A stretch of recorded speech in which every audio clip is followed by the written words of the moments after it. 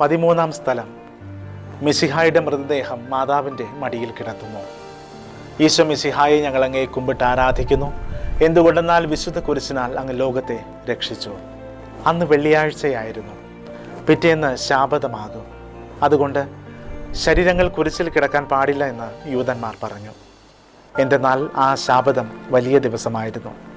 തന്മൂലം കുരിശിൽ തറയ്ക്കപ്പെട്ടവരുടെ കണങ്കാലികൾ തകർത്ത് ശരീരം താഴെ ഇറക്കണമെന്ന് അവർ പീലാത്തോസിനോട് ആവശ്യപ്പെട്ടു. ആകയാൽ പടയാളികൾ വന്ന് മിശിഹായോട് കൂടെ കുരിശിൽ തറയ്ക്കപ്പെട്ടിരുന്ന 2 പേരുടെയും കണങ്കാലികൾ തകർത്തു. ഈശോ പണ്ടേ മരിച്ചു കഴിഞ്ഞിരുന്നു എന്ന് കണ്ടതിനാൽ അവിടുത്തെ കണങ്കാലികൾ തകർത്തില്ല.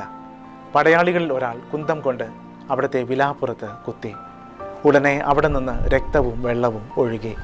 അനന്തരം മിശിഹായുടെ മൃതദേഹം കുരിശിൽ നിന്നിറക്കി അവർ മാതാവിൻ്റെ മടിയിൽ കിടത്തി. ഏറ്റവും വ്യാകുലയായ മാതാവേ, അങ്ങേ വത്സലപുത്രൻ